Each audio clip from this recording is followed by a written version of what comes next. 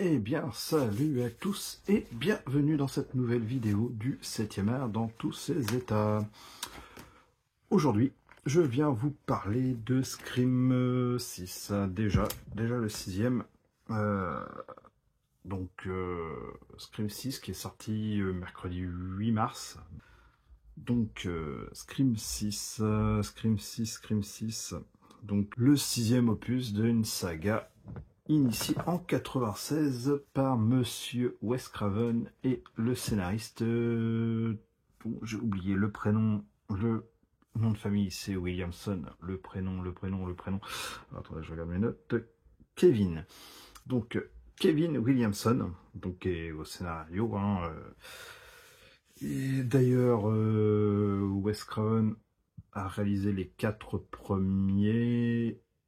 Ensuite, malheureusement, il est décédé et voilà. Donc, et Williamson était au scénario sur le 1, le 2.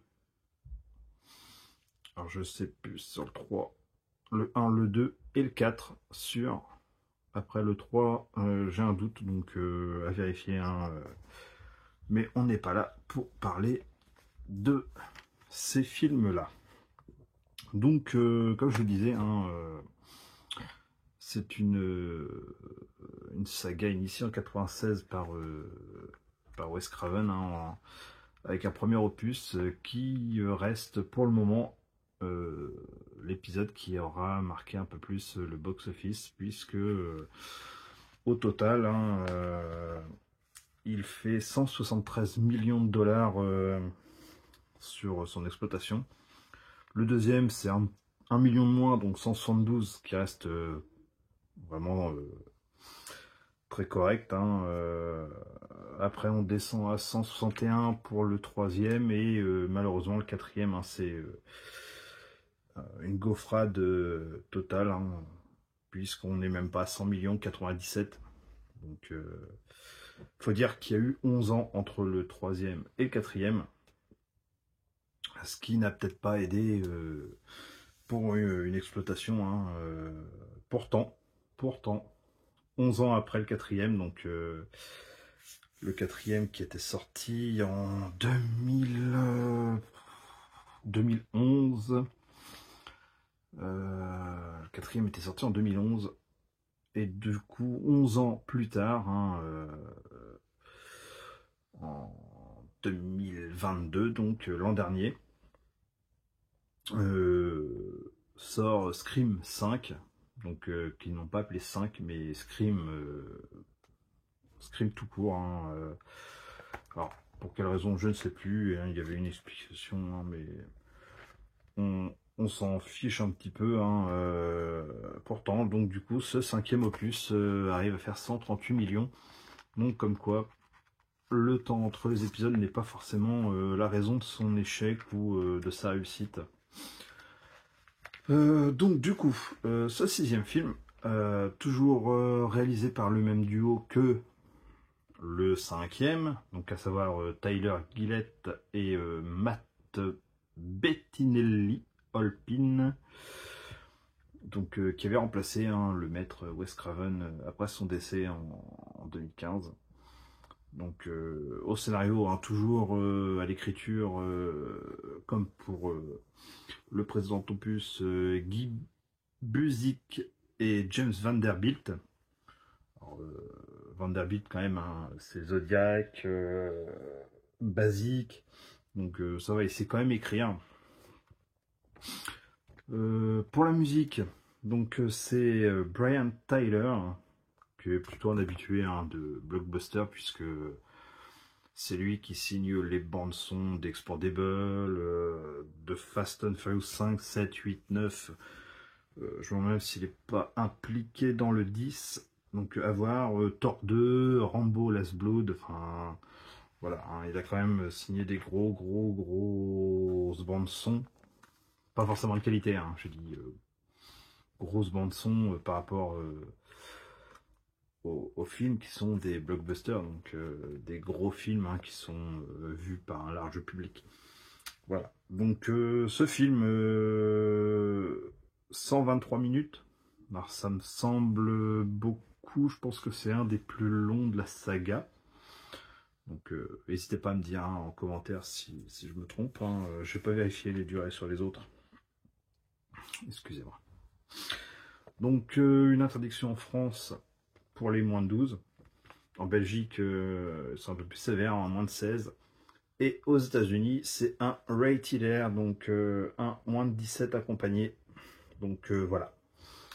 Voilà pour la fiche technique. Hein, on va pas dire grand-chose. Le budget, je ne l'ai pas, mais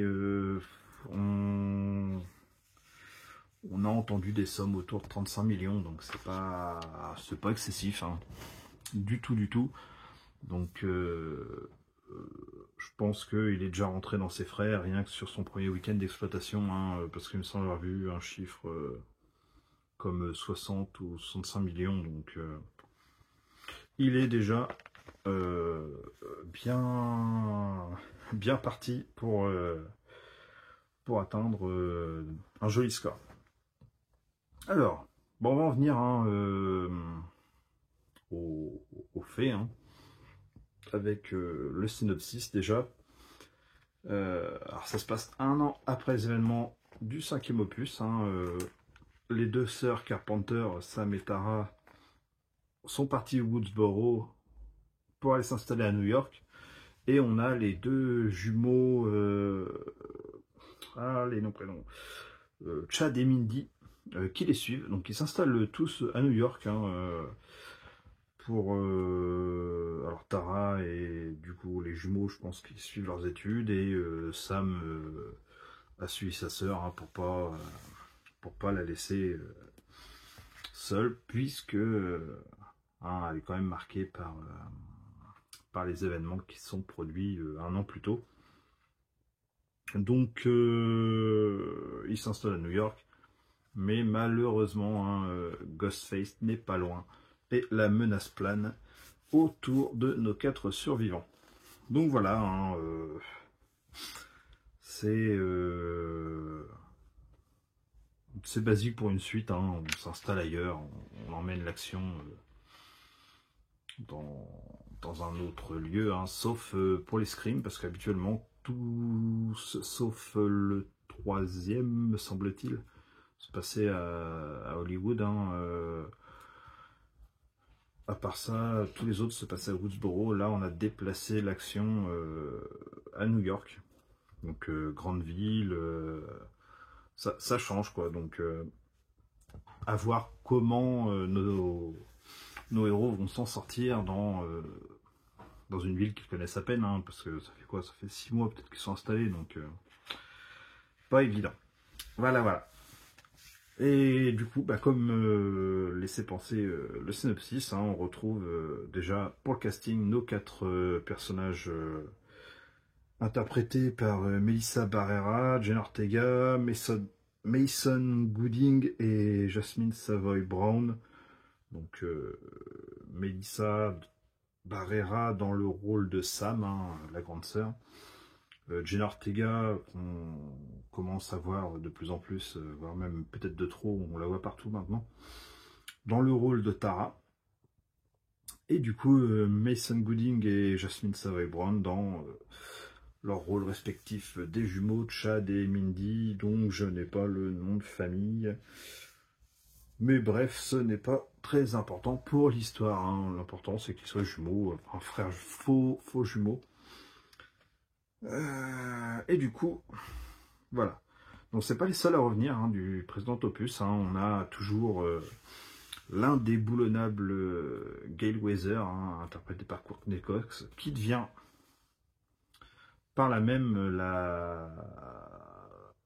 la seule actrice, voire même c'est le seul personnage qui aura fait les 6 films. Hein, puisque Neve Campbell n'est pas dans ce 6e opus pour des raisons contractuelles qui n'ont pas pu aboutir entre les deux parties. Donc voilà.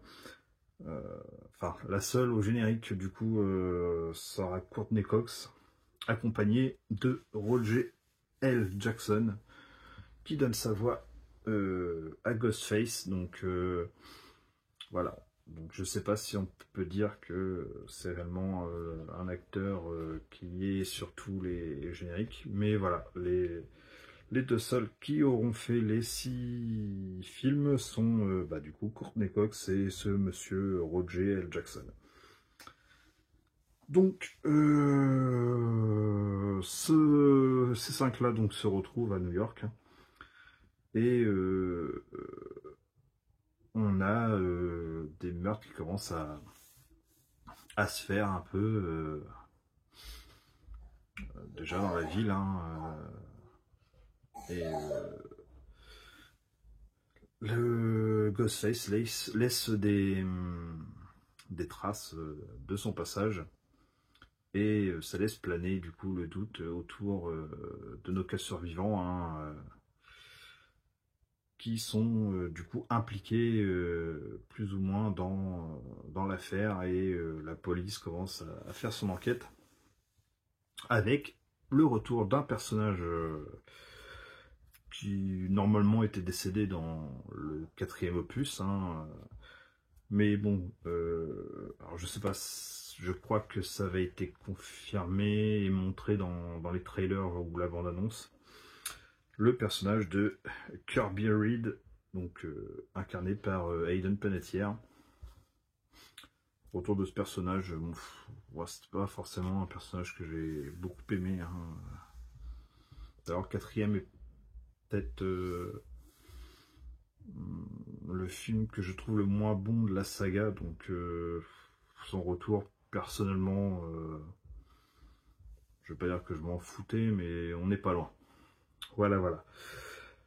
Voilà ce qui est des retours et des personnages qu'on connaissait déjà, hein. On a entre autres dans les nouveaux un acteur Dermot Mulroney qui incarne l'inspecteur Bailey, qui est aussi le père de Queen, une des colocataires de Sam et Tara. Donc elle est incarnée par Liana Liberato. Donc ah si, petit retour aussi de Skittlerish qui prête du coup ses traits toujours à Billy Loomis, hein, le père de Sam. Donc voilà. Voilà au niveau du casting, hein, rien de bien marquant, hein, comment il s'appelle? Ah, j'ai plus le nom. Mais bon, c'est pas très important, on le voit que très peu, donc je vais pas vous embêter avec ça. Mais bon, dans l'ensemble, hein, c'est plutôt bon, même si je trouve que Melissa est quand même un petit peu au-dessus du reste des acteurs et actrices qui l'entourent. Je trouve vraiment très très performante dans son rôle de sœur protectrice, un peu marquée par les événements qu'elle a vécus et aussi le fait que son père soit Billy Loomis. Donc ça, je trouve que elle retransmet beaucoup mieux ses émotions. Donc voilà, moi c'est vraiment un personnage que j'aime beaucoup et l'actrice y est pour beaucoup aussi. La question, Jenna Ortega. Parce que, bon, voilà, je sais que beaucoup vont aller voir le film parce que, voilà, Jenna Ortega, nanani, nanana. Elle est pas extraordinaire, hein. Moi, elle m'avait pas forcément marqué dans le 5. Voilà, je vais chercher mes mots, excusez-moi. Donc, je la trouve pas forcément très très convaincante dans le 5 et là, on voit quand même qu'elle a déjà un peu mûri dans son jeu, dans ses expressions, parce que c'est pas avec Mercredi, la série Netflix, qu'elle va améliorer ce côté du jeu expressivement parlant. parce que bon, tirer la gueule H24, ouais. Mais là, ça va, c'est franchement... je sens qu'elle a quand même passé un palier par rapport à ce qu'on a pu voir dans le 5. La petite Jenna, hein, qui a 20 ans seulement, donc on va dire qu'elle a encore le temps d'améliorer tout un tas de facettes de son jeu, hein. Donc à voir par la suite.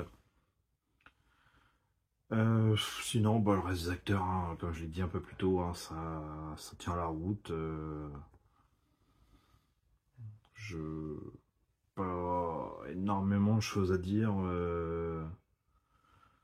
parce que voilà, j'ai pas envie non plus de vous spoil, hein, ce qui serait dommage parce que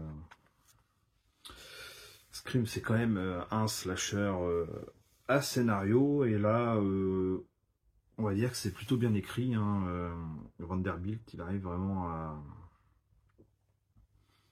nous emmener sur des fausses pistes, ou alors il nous emmène vraiment vers la bonne personne, mais vu qu'auparavant il nous a emmené vers une mauvaise piste, on se dit ah bah non, on va pas retomber dans le panneau et tout, donc c'est assez bien foutu dans l'ensemble, et on reste dubitatif quand même jusqu'au bout, jusqu'au bouquet final où là en fait tout s'emboîte et on comprend vraiment les tenants, les aboutissants. Et là on a vraiment un vrai Scream, un peu comme le premier. Enfin là on a vraiment quelque chose de bien foutu, et je suis vraiment content d'avoir pu voir ça. Du coup, qui dit slasher dit meurtre, hein, et là c'est peut-être l'un des épisodes les plus violents de la saga, avec des mises à mort quand même pas forcément originales, mais très très violentes. Ghostface il s'acharne, et c'est une des rares fois où il est aussi excessif dans le maniement de son couteau. D'ailleurs, on voit dans une des bandes annonces où il utilise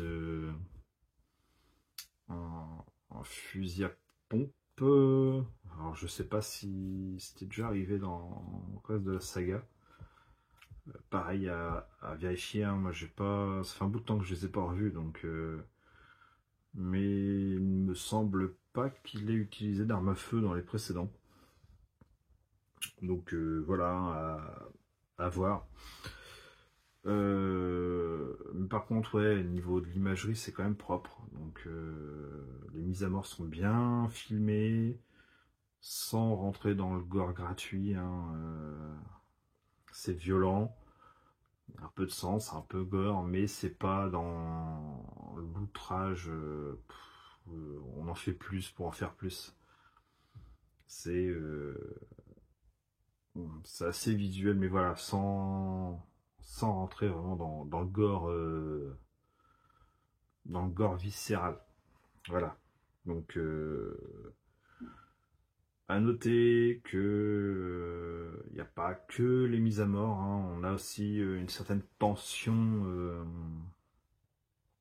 palpable dans certaines scènes, hein, comme la scène du métro qu'on peut voir dans une des bandes annonces, où là c'est tiré, hein, bien sûr, mais sur la longueur on sent la tension monter et tout, donc c'est vraiment intéressant.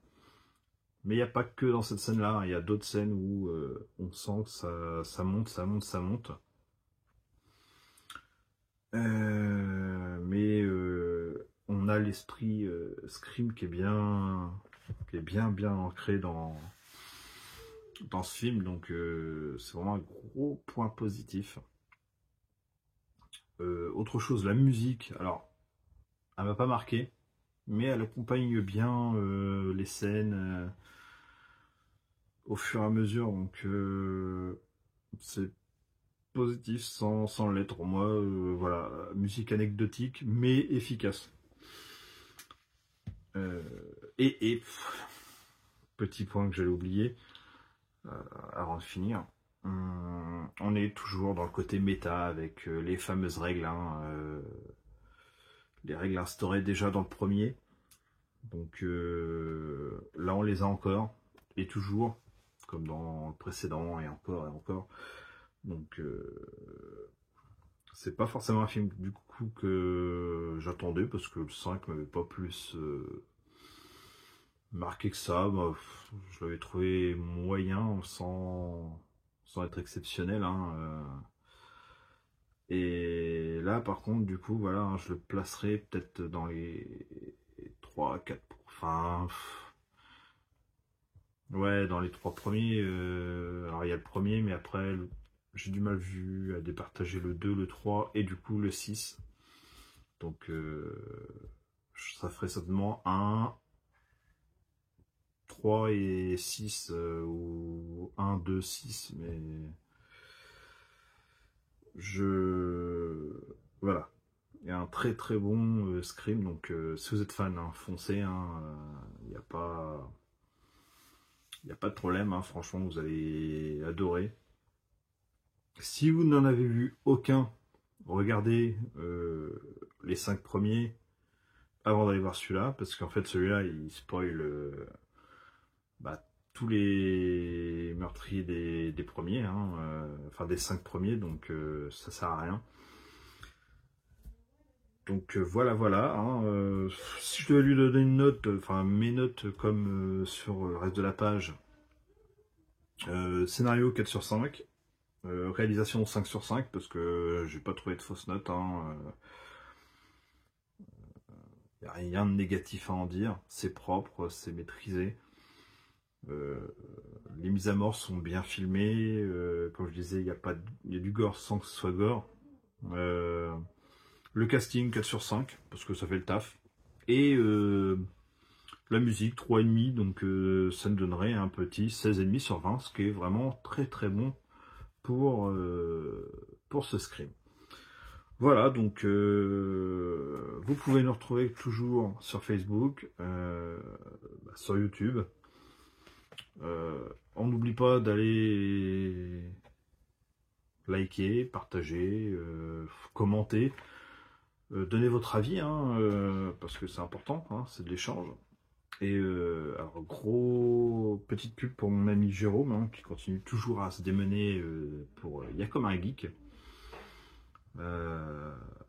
Donc voilà, hein, si on peut aider, on continue. Donc voilà, voilà. Sur ce, bah, une bonne soirée, une bonne journée ou une bonne nuit, hein, à voir. Et sur ce, à très bientôt. Allez, ciao!